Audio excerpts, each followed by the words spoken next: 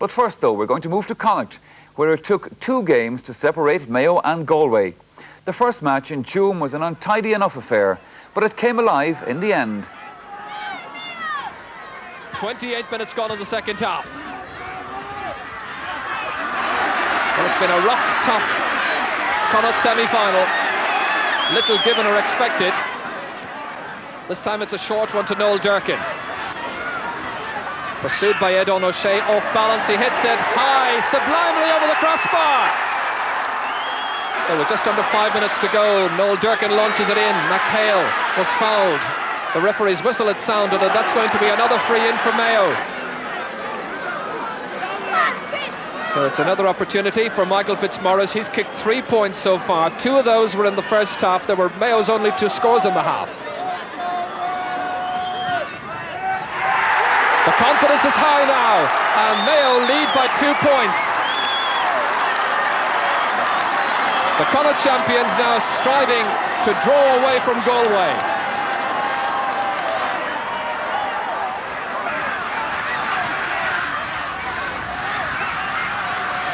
Liam McHale again. That's a nice point.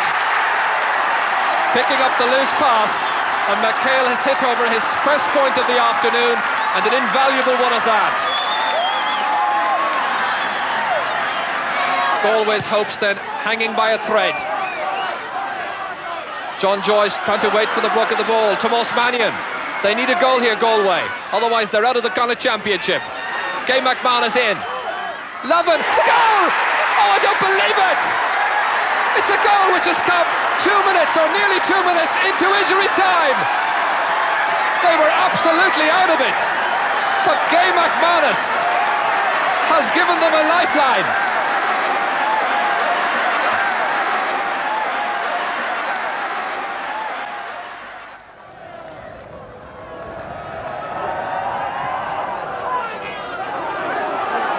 Padden and Walsh, the 2 big fielders. Padden wins it. Wins it well. There's a new spring in Willie Joe Padden's step today. He looks a different man altogether.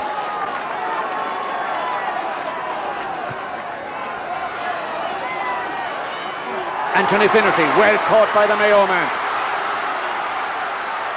Has Jimmy Burke to his right. A drive by Anthony Finnerty to Jimmy Burke. What's on here? It's a penalty.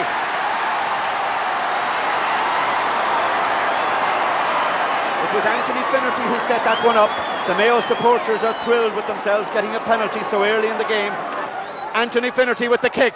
He nets it. A good goal by Anthony Finnerty.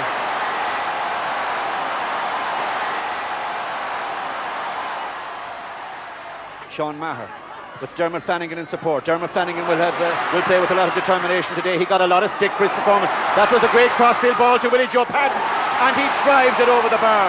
It might well have been a goal, but Padden, all the same, will be delighted with that point.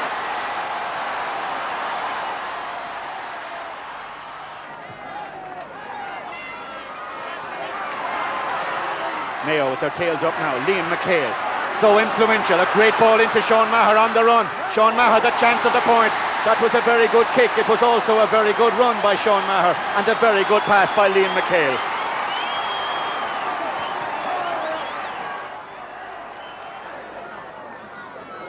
To John Joyce. That was a very good ball by Kevin Walsh. John Joyce will try and carry this one. He's Jimmy Brown approaching. John Joyce tries for the point. He got a very nice one in the first half, and now he's got a very nice one in the second too.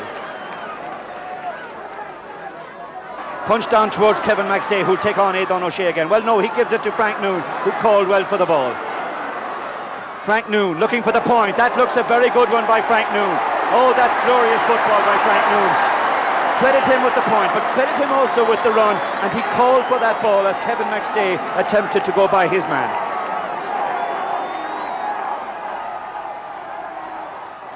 Michael Fitzmaurice failed from freeze, but he didn't fail from play in the first half when he got one very vital point, and now he's got another one, and that too could be vital.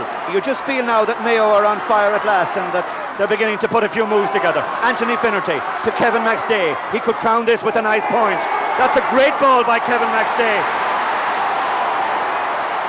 And that's a score that raises the cheer of the day. Well, it's all Mayo now, and you could see it coming really in the last few minutes. TJ Kilgallen providing the leadership that Mayo so badly need, but they're all failing their inability to punch things home. Well, as I speak, Liam McHale drives it low into the net. I was about to say that Mayo weren't really driving it home because there was only one score in it. A goal would have done it for Galway. Galway needed a goal, but it was Mayo that got it.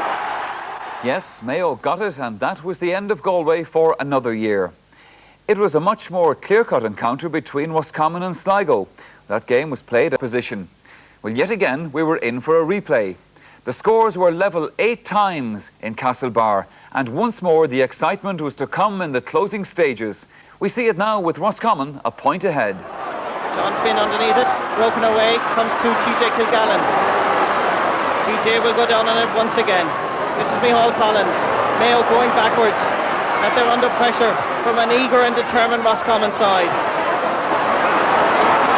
This is Michael Fitzmaurice. Good decision by the referee to allow advantage, given to Frank Moon. As Mayo now give it to Martin Carney. The experienced man is held over there and a free to Mayo.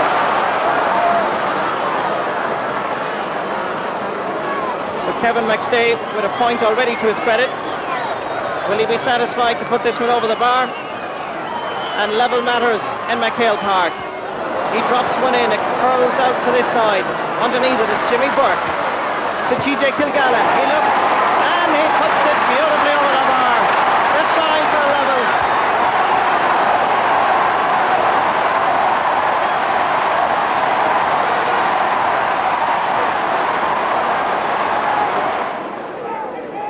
Donald Brady towards Paul Early. Roscommon looking for an equalising score. And the referee is going in, and I wonder what the signal is. Could it be a penalty? I think it is. It's a penalty. Now watch Paul Early going in. Was he held as that ball came across? Peter Ford jumping with Early. Was there a little nudge? The fullback was there first. Must say I didn't really see anything. Perhaps he was held there, yes. Tony McManus is going to be the taker of the penalty. Slotting it away with consummate ease. Roscommon take the lead once again. A well-struck free, hit with ease and fluency, and inside Gabriel Irwin's far post. Taken by Liam McHale.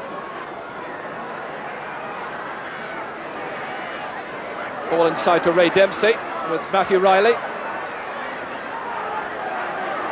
Still Dempsey, the 19-year-old. Frank Noonan in advanced spot right on the end line. Durkin, brilliant goal! Oh, a super goal by Noel Durkin.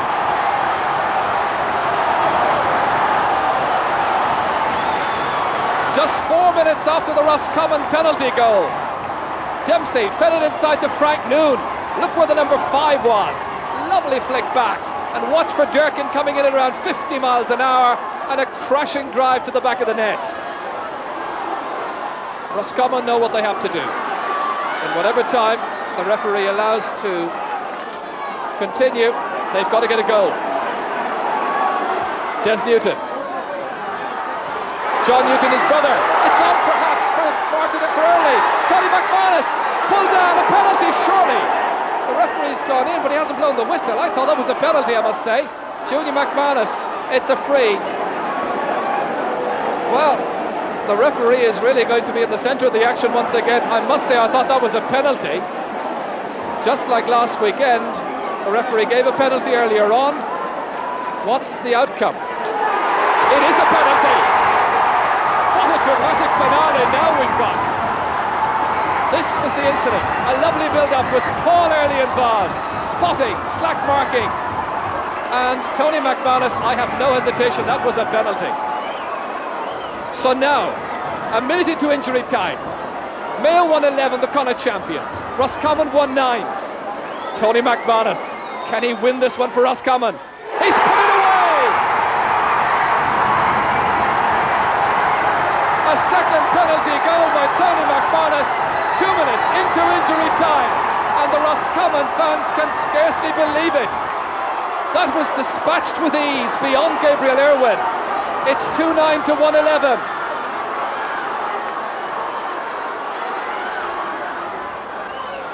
So now it's up to Mayo to respond, needing a score, and the referee's whistle is sounded as Micheál Collins rattles the back of the net, but there's no advantage allowed.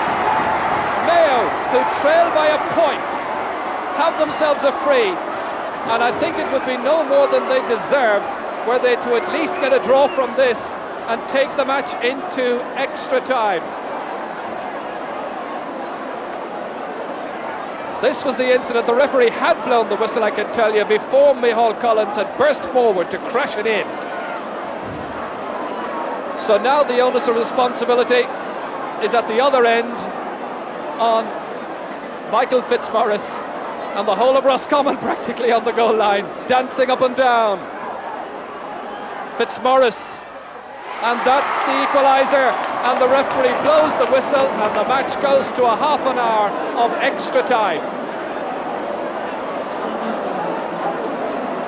Run forward by Brian Kilkelly. Can he make a difference? Into Willie Joe Padden. Finnerty. It's a goal by Anthony Finnerty.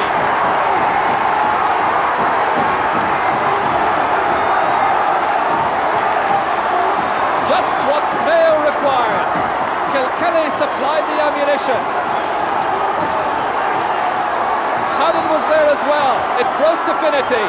He was being held, but he persisted, and that persistence paid off. And now Mayo have something to cheer about. The sides level again. Brian Kilkelly ambitiously down to Finnerty, who can finish it off now here. This is McHale. That's Jimmy Burke. Oh, he's missed it. And it somehow goes over the goal. It's almost been the story of the afternoon. Mayo stumbling, stuttering, but somehow, with Jimmy Burke's rugged persistence, Mayo get themselves a third goal for the afternoon.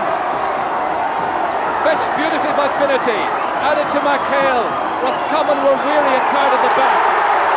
Burke was going in, advancing, and finally it somehow crept over the line.